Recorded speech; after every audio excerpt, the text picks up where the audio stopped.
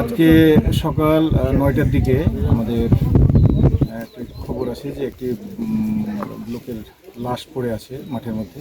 সেই খবর প্রেক্ষিতে আমাদের থানা পুলিশ সাথে রেসপন্স করে তারা ঘটনাস্থলে আসে। ঘটনাস্থলে আসার পরে দেখে যে একজন মধ্যবয়সী মানুষের লাশ একটা ওই ক্ষেতের পাশে একটা খাল টাইপের একটা জায়গা আছে, এখানে অল্প পানির মধ্যে, এবং ওইটা শোয়ানো অবস্থায় আছে। পরে আমরা এই লাশ এসে উদ্ধার করে প্রাথমিকভাবে আমাদের যেটা মনে হয়েছে যে তার শরীরে মুখে আঘাতের চিহ্ন আছে। এর পাশাপাশি তার ওই দুই উরুর পাশেও কিছু রক্তের দাগ, বা ওটা রক্তের ওখানে কীভাবে গেলে এটা আমরা এখন আরও ডিটেল করলে আমরা জানতে পারবো।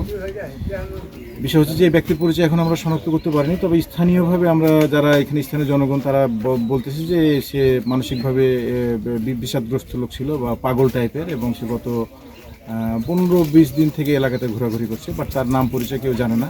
পাগল বলেই সে এলাকাতে পরিচিত ছিল। এখন এরকম একজন পাগলকে কে কেন কী জন্য মারলো, নাকি সে কীভাবে মারা গেল, এটা পোস্টমর্টম রিপোর্ট আসলে আমরা বুঝতে পারবো। এখন আমরা লাস্ট উদ্ধার করছি, লাস্ট উদ্ধার করে আমরা পোস্টমর্টমের জন্য নিয়ে যাচ্ছি। পাশাপাশি আমরা আমাদের তদন্তের যে প্রক্রিয়াগুলো, প্রত্যেকটা প্রক্রিয়া অব্যাহত আছে, আমরা তদন্ত চালিয়ে যাচ্ছি। আমরা লাশ শনাক্তের পাশাপাশি এই ঘটনার মূল রহস্য উদ্ঘাটন করার জন্য আমরা কাজ করছি।